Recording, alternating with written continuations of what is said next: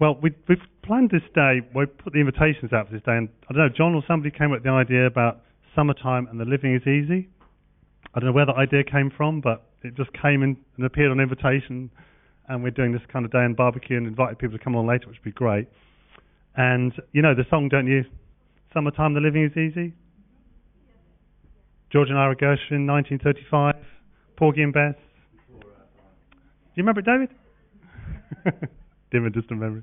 Do you know that song has been covered by almost more than any other song by artists and groups and solos over 33,000 times? Did you know that? Useless bit of information. I thought you'd like to know that. It's one of the most covered songs, isn't it, John? Yeah, it is. You're a music teacher. You should know this. You just check it out. It's more 34,000 times, isn't it? Yeah. And there's a great debate about how they wrote the words and stuff, and I was looking into it last night because I'm kind of sad like that. I have to look these things up and find out about them. But, so what is it about summertime, though, that appeals to us?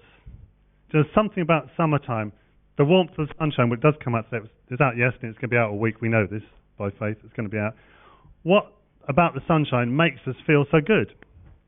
Well, I was looking online, and the Daily Mirror in 2006, and in fact the Daily Mail did this yesterday, so you can look at the Daily Mail for yesterday if you like online, came up with a number of reasons why the sun is good for us. And just want to quickly go through these. It's quite fascinating, really. So a little bit of sunshine on your body is actually good for you and provides very significant benefits to your health and well-being. Studies have shown that a sensible amount of sun reduces your overall risk to cancers and other serious health conditions. And it's all thanks to vitamin D, which is made by our bodies through the action of the sun's UVB rays on our skins. We get about 90-95% of our vitamin D from the sun. It's essential for absorbing calcium, keeping our bones healthy, and for protecting against serious chronic diseases later in life, such as osteoporosis, type 2 diabetes, multiple sclerosis, and many common cancers. So here are the top 15 ways that sun can improve your health. Number 1, it cheers you up. That goes without saying, doesn't it? You know, I found working with a bunch of people, summertime, as soon as the sun comes out, they're all so much more motivated, they want to work. When it's raining, you have to drive them and stand over them, and you know, it's something about the sunshine, isn't it? Sunshine apparently boosts levels of serotonin, the body's natural happy hormone. Did you know that? There you go, that's why you're feeling happy. Your serotonin is boosted, and that's why you're happy. That's why we tend to feel happier and more energetic when the sun shines. Regular sun can stave off moderate depression, particularly if combined with exercise such as walking in a park. It's also been shown that exercising outdoors creates more endorphins in the body than exercising indoors. So that's why we feel good going outside in the summertime, apparently. Number 2, it reduces heart disease. A study in the British Medical Journal showed that people in the UK are likely to die of heart disease in winter more than in summer, which is believed because of the low levels of vitamin D. Didn't know that, did you? Cholesterol levels also in the winter rise, according to reports in medical magazine The Lancet, and this is because our vitamin D levels fall. Number 3, prevents diabetes. Vitamin D may help in the prevention of the onset of diabetes. Some study in Finland has given to children found that vitamin D supplements for several years had an 80% reduced risk of developing type 1 diabetes in adults. Number 4, it beats SAD, seasonal affective disorder, or winter blues, is a depression specifically caused by lack of sunlight. Number 5, helps prevent MS. Apparently it helps with the central nervous system. I'll go on to read this later because it goes on a bit. Number 6, prevents cavities. Sun could help keep your teeth strong. Did you know that? Would you ever have thought of that? I certainly wouldn't have done. A dental study found the prevalence of cavities was greater in children from Scotland, the North West, Wales and Merseyside, with less than average sunshine. The proportion of 12-year-olds with untreated cavities was 3 times greater in Scotland than the South West Thames region. There you go. Number 7, relieves aches and pains. Being out in the sun helps to keep the body's muscles and eases stiffness, reducing the pain caused by inflammatory conditions such as arthritis. Number 8, you wouldn't have thought this immediately, but it reduces risk of cancers. Vitamin D provided by sunlight can actually help to significantly reduce your risk of other types of cancer. And number 9, you like this one too, it boosts fertility. The sun reduces levels of hormone melatonin, which suppresses fertility, so it's more likely you'll conceive in summer. I thought you all like to know that. And sunlight also boosts testosterone levels in men, which makes the summer the perfect time for baby making. Great, isn't it? Number 10, it gives you more energy. Melatonin regulates sleep. So having lower levels of this hormone in your body gives you more get up and go. That is why you need less sleep in summer but still feel livelier. Plus, being woken up by natural light rather than the alarm clock helps you feel more positive. Well, I'm not so sure I go with that. Depends how tired you are the night before, doesn't it? What's going on in your life. It also, apparently, number 11, it helps with irritable bowel disorders, apparently because of the vitamin D levels. Number 12, it beats period problems. You can find out about this later if you want to know. Number 13, it helps skin conditions. Number 14, boosts your immune system. Sunlight encourages the production of white blood cells, which can help boost your immune system and fight infection. And number 15, you'll love this one too, helps you lose weight. High levels of serotonin in your body not only makes you feel happy, but it suppresses the appetite. So I eat less in a warmer weather. Did you know that? There you go. You can thank the Daily Mirror for that. And if you read the Mail yesterday, you find most of that in the Daily Mail online yesterday. So what is it? What is it? We've just seen there's so many things that we pick up imperceptibly about the sun, about the summer weather, about summertime, which gives us that kind of feel-good factor. You know, you talk to people and say, I'm going to do that project in the summer. There's something about the summer we kind of focus on in our psyche, in our nature, isn't it, in our humankind. Sunlight helps to regulate almost all of our bodily processes, as well as acting as a psychological encouragement to do things, to improve our lifestyle. But I want to talk to you this morning about a different kind of sunlight, the sun, S-O-N light, which is good for us, and it's all year round goodness for us. Doesn't matter what the temperature's like, what the weather conditions are like. Just look at John chapter 1 and verse 4. See what it said about Jesus. In him was life, and that life was the light of men. In him was life, and that life was the light of men. Sunlight, but better than sunlight, light itself of man. And look at verse 9.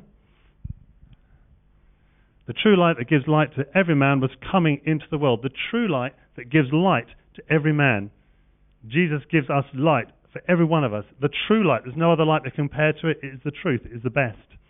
And then if we look at John 8, verse 12, when Jesus spoke again to the people, he said, I am the light of the world. Whoever follows me will never walk in darkness, but will have the light of life.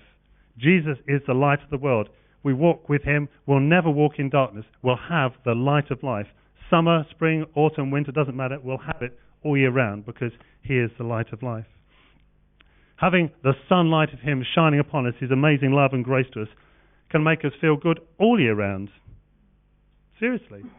It can really change our lives. It can really make a difference in our lives. We don't have to wait for the summer to come. We don't have to wait for the sky to be nice and blue and get excited about the sunshine. We can have that any time, any place, any time of the year because God so loves us and his life can be manifest in us and that light of life. Okay, we're going to look at Matthew chapter 11 and verse 28 to 30 to follow this through.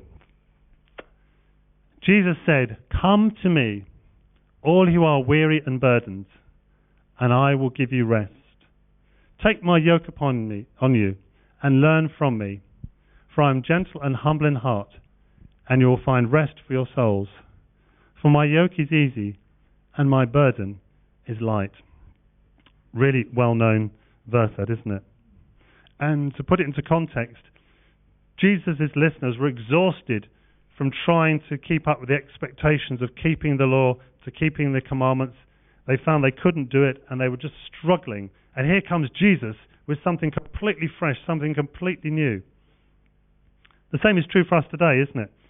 That whatever method or human strategy we try to live by, without Jesus, we can't deal with our emptiness, we can't deal with our frustrations in our innermost being, in our souls. Only one person can deal with that, and that is Jesus. And Jesus says, come to me. I love that little bit of that verse. It says, come to me. Jesus is inviting us to come to him.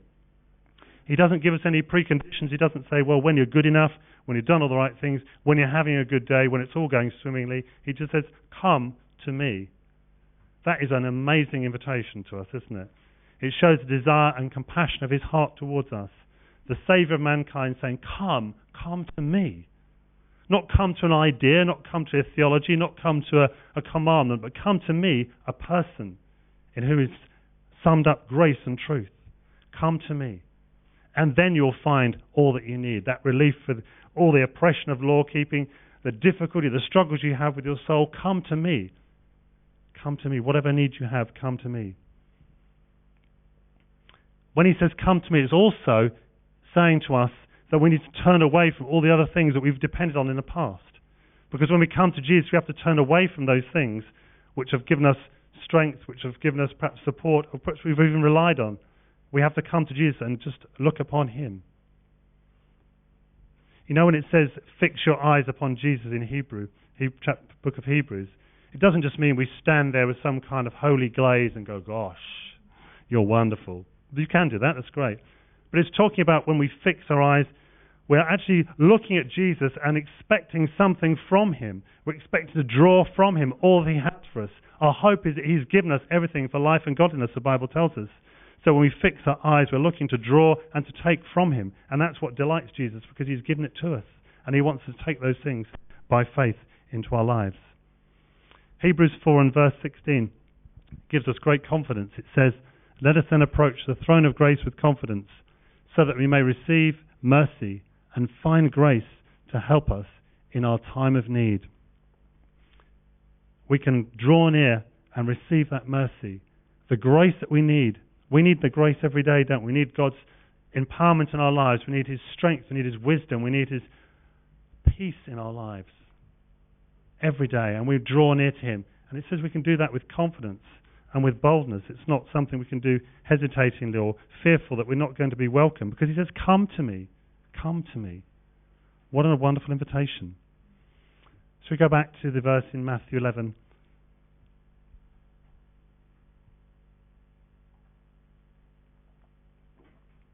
He says, come to me, all you who are weary and burdened.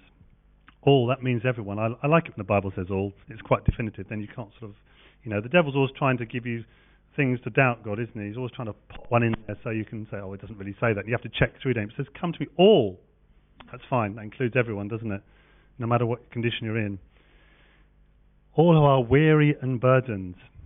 Some of your translations probably say labour and heavy laden. Is that the older translation, isn't it? Labour and heavy laden. I think that conveys more the weight of it all, doesn't it? Weary, labour, working to the point of utter exhaustion. That's what the word weary or labour is meant to convey. And burdened or heavy laden conveys carrying a great load that's been imposed upon us. And in the context here, Jesus was talking about the weight of the law of God, keeping that law had been imposed upon the people, and they were crumbling under it. And the Pharisees were not helping it. They make it even harder for them by making even more rules and more regulations and making it more difficult for them. And here comes Jesus on the scene, and he's completely different, isn't he? They get blown away with the way he speaks, the way he reaches out to people, to the lost, to the unlovely, the way he says, come to me, he invites people to come to him, to be with him, and reaches out to him. What a refreshing change. You see, the pattern of this world to achieve, to excel, to be best at everything by our own efforts, to be the best. There's nothing wrong with desiring to be the best. It's a good thing. But the problem is it's a human fulfilling desire, isn't it? And it can be very demanding. It can be very draining. The world out there wants you to be the best at whatever you do, and there's so much in the media to push you to do that. Whether it's how you look if you're a lady, if it's a bloke, how you look maybe. If it's having a family, it's being a wonderful family. It does everything and is perfect in every way. Whatever it might be. There's stuff out there that kind of subtly puts pressure on us. Religion and law keeping is exhausting as well. If we have to keep laws that we're just consumed with it. Isn't it wonderful we don't have to do that? That Jesus set us free. Because you see, law demands something. It demands us to be obedient. Where it says, the Bible says that grace imparts, it gives righteousness. Such a wonderful change, isn't it? You may have gone around mistakenly thinking it's more important to do good than to have a relationship with Jesus. Some people are like that. They think, I've got to keep doing good things rather than just taking time to have that relationship with Jesus. You know the story from Mary and Martha, how different they were and how different that relationship was with Jesus. So Jesus says, come to me, all who are weary and burdened, and I will give you rest. Now, if Jesus says to us, I will give you rest, that's wonderful, isn't it? Because he's able to give us rest. It's not some kind of self-improvement program. Well, actually, you're not going to succeed at the end of it, or it's going to be doubtful whether you're going to get it. He says, I will give you rest. I just like it when Jesus is so plain about his promises. He says, I will give you rest. When it's talking about rest, it's talking about ceasing from all heavy labour, all the burdens of keeping the law, all the burdens of trying to fulfill the pattern of this world. and it's refreshing, isn't it? If you look at Isaiah chapter 55 and verses 1 to 3,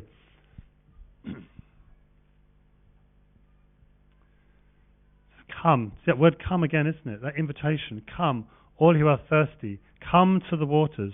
And you have no money. Come again. Come, buy and eat. Come. This word come keeps coming up, doesn't it? It's important, isn't it? Come buy wine and milk without honey. If you like wine, that's good. The winos are like that.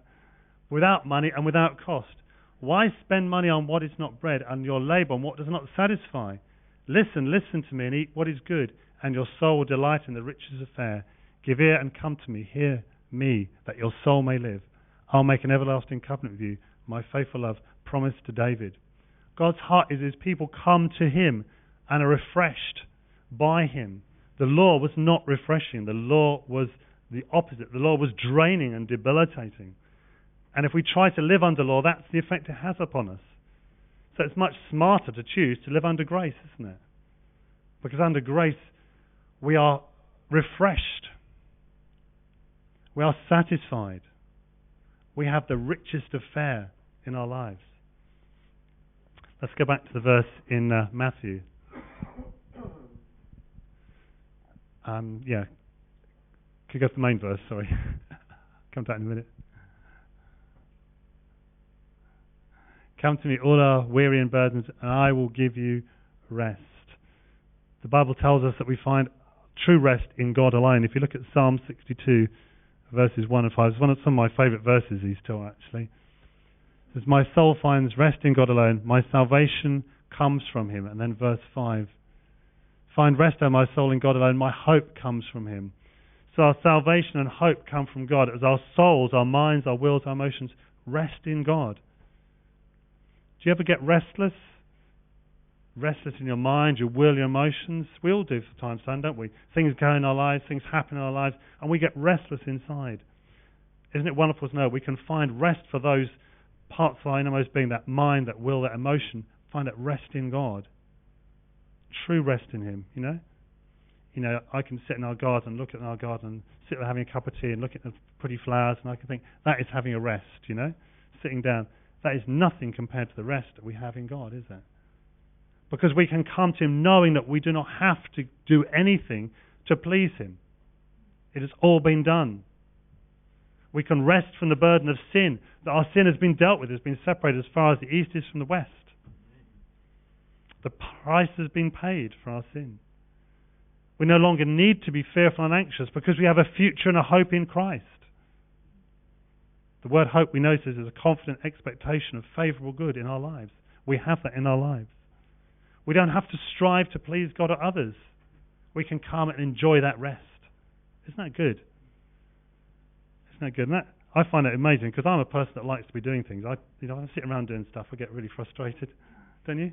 Perhaps some of you are like that. You know where I'm coming from. Some of you others that just can relax anyway. I'm that kind of person. I'm sitting there doing nothing. My brain is going, I could be doing this, doing that, you know. And to know that I can come and rest before God, find rest for my soul alone in God. Nobody else is alone in him. Because my salvation comes from him. Because I have that relationship with him, I'm now saved. And my hope comes from him. I have a real hope in my life. A confident expectation of good, that he's favourably disposed towards me, loves me, and has a plan for my life, my future. How wonderful that is. So go back to that verse in Matthew. Please, Nigel. It says, come to me, all are weary and burdened. I'll give you rest. Take your yoke upon me and learn from me, for I am gentle and humble in heart, and you'll find rest for your souls. For my yoke is easy and my burden is light. I don't know if you can remember, a few months, maybe a year or two ago, Paul spoke about the yoke. Does anyone remember that? Paul, do you remember that? No. It's worrying, isn't it? A yoke was like a wooden frame that went over the animals like an oxen, and for which the ropes were tied to the cart or the thing that they were towing. That's the imagery we're talking about here. And Jesus was using this analogy of the yoke being a heavy yoke of the law, so the burden of the yoke upon the shoulders of the people trying to keep the law. And no one person can keep that law. No one person can pull that yoke.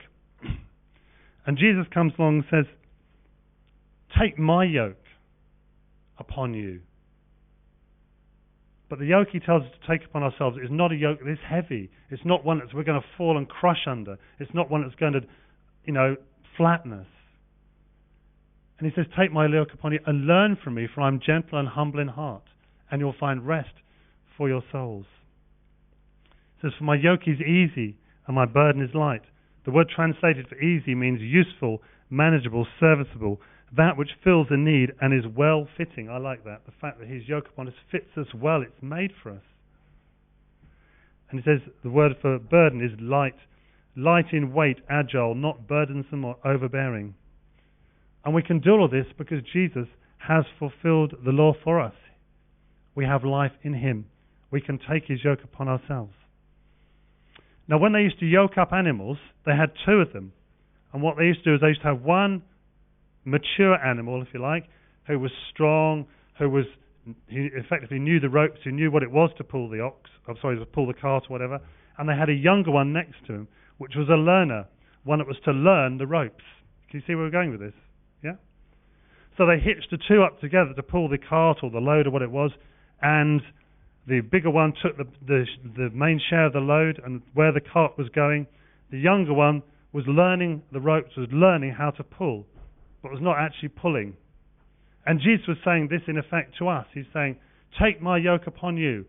I will take the weight. I will take the strain. I will take the load. I will make the direction.